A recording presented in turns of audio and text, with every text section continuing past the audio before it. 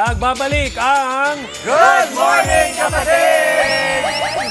habang patuloy ang pananasala ng bagyo at habagat, patuloy rin ang pag-agos ng malasakit ng ating mga kapatid. Makikisilip ang ating hit girl na always on the go sa isang soup kitchen dyan sa Malate, Manila. Awi, kamusta ka dyan?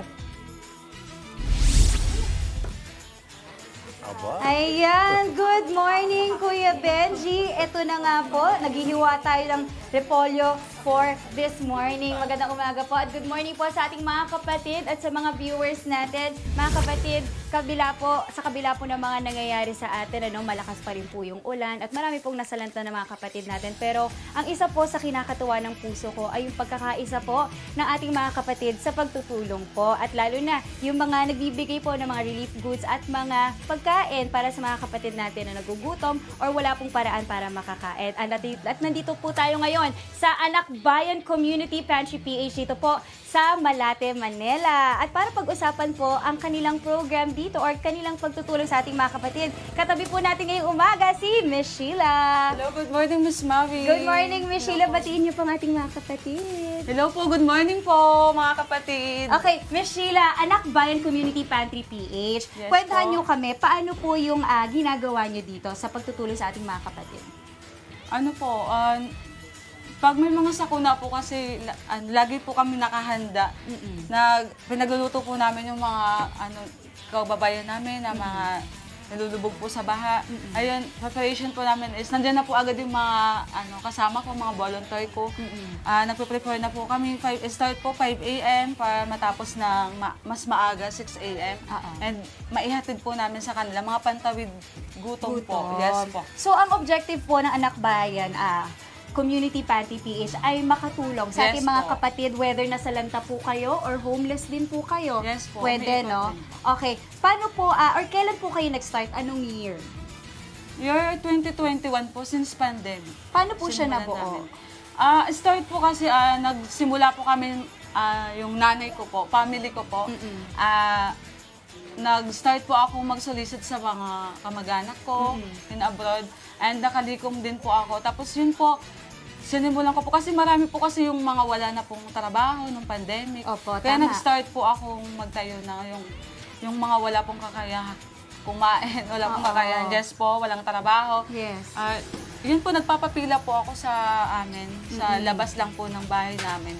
Yes. Pumipila po sila and yung mga nalilikom ko po is binibili ko po ng grocery like Ng mga ingredients. Yes po, Okay. para panluto po. Para lang makatulong din, no, sa Yes mga kababayan natin at mga kapatid. Okay, so ngayong umaga po mga kapatid, tulad nga na nakwento ni Sheila, meron po silang pinaprepare para po sa ipang tutulong natin sa mga kapatid natin na nasalanta or mga homeless po. Which is, ano pinaprepare natin ngayong umaga? chicken sotanghon po. Ayun, chicken sotanghon na sa ngayon nakapag-prepare na po tayo ng mga gulay na meron na rin pong niluluto dito sa likod na chicken sotanghon. Miss Sheila, ano pong ilalagay natin ngayon?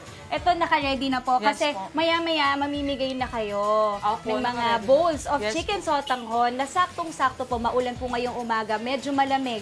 So ito po ang perfect na kainin. Yes po, Okay, ngayong so taga. ilalagay na po natin itong repolyo. Yes po. Miss Sheila, question po, sa isang araw po, ilan po kayong servings na napapamigay sa mga kapatid natin? Usually nasa 200 plus po. 200 Yes plus, marami rin yun. Yes po. So pag may pumila po, may limit po ba? Kunyari, ang isang tao humingi ng 5 or 3 kasi marami sila. Nililimitahan niyo po. Wala naman po. Lahat kasi sanay na po kami na may mga humihingi din po kasi na per family. Sasabihin po Opo. nila na 5 po.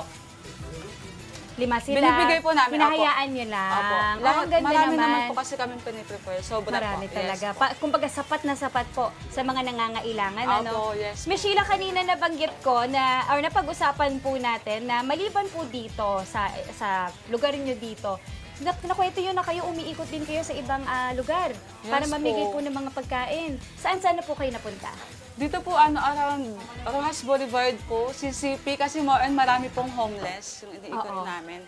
Sa CCP po, Rojas Boulevard, and Top, TAP? yes, Opo. Paco, Okay. yan po, nandyan And, po sila.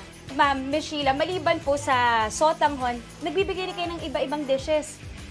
Yes po, like rice and ulam po. chicken nuggets, Yes, hotdog, yes po, spaghetti So, pack. depende po sa binibigay. Kasi balita ko may donors na rin kayo. Yes po, may mga company na rin po yung partner So, din depende po namin. sa binibigay. Yes po. Ayan, Miss Sheila, ako natutuwa po ako sa mga nakakwento yung information no ngayon.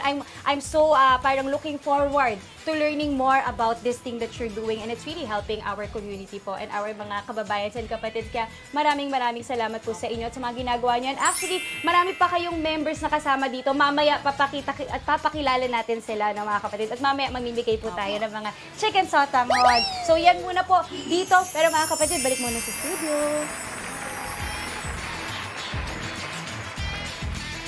Ako, ginutom ako dyan ha. Maraming salamat, Maui. Balikan ulit natin ang ating Eat Girl na si Maui, kasama po ang mga kapatid natin sa Always on the Go sa pagtulong. Maui, kapatid, bunso, ready na ba kayo dyan para sa ating food distribution? Yes, Mama Dims, ready na! Nandito pa rin tayo sa Malate, Manila. Kasama pa rin ang Anak Bayan Community Pantry PH. At ang masasabi ko lang talaga, tayo mga Pilipino, sa kabila po ng mga pinagdadaanan natin ngayon, kaya pa rin natin ngumiti. Tama po ba? Ayan, kaya naman, ang ganda-ganda po ng vibes at ng mood dito po ngayong umaga kasi ready na po tayong mamigay ng chicken sotanghon. Pero bago po natin ituloy yan, Miss Sheila, tanong ko lang po kasi mga donors po na mga gusto pong magbigay ng mga supplies or ingredients para po sa mga luto para sa Anak Bayan. And kasama pa rin natin pala ngayon si Chairman Danilo Zamudio. Morning po, Barangay 732. Ayan, okay, Chair, kayo po pala magsasabi, paano po ba kayo mahanap para sa mga donors na gusto pong mag-donate? Naku, yan po, siyempre, si Miss Sheila, no, ang Anak Bayan Rolling Pantry. Kukontakin nyo lang po. Siya po ay tumutulong sa aming barangay. Inuuna niya po ang Zona 80, 14 pong barangay yan. Wow! Paano kayo mahanap at saan? If ever gusto po kayong tulungan. Ako pumunta lamang po sa Barangay 732. Okay. Ready po kami araw-araw. Okay, meron po ba kayong online, mga Facebook page? Anak Bayan. May Facebook page po kami, Anak Bayan Community Pantry.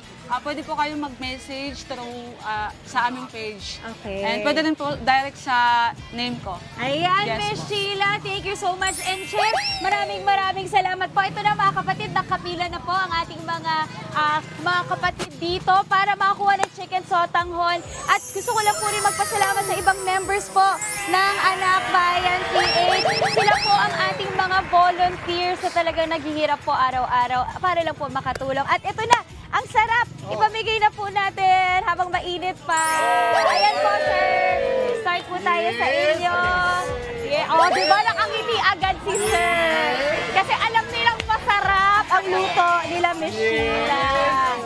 Ayan, di ba mga bata? Good morning. Kaway-kaway. Hello kayo. Ito po, Kaway. masarap yan. Luto ni Miss Sheila. Hello, Ben. Ayan, ma'am, good morning, nanay. O, di ba mga kapatid, nakaka-good vibes talaga dito. Talagang tulong-tulong pa rin po. Umulan, umaraw, bumagyo. Panalong-panalo talaga ang mga Pilipino. Miss Sheila, once again, maraming salamat po. Chair, thank you so much po sa pag-welcome nyo.